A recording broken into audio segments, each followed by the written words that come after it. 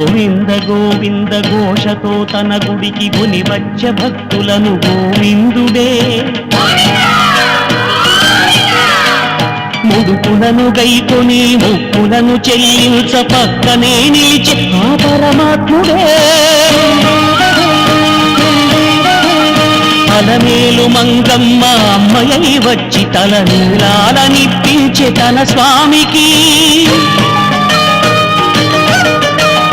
వైకుంఠవాసుడే వరద హస్తముతో దీవించి పూసెలే చలువ చందనమే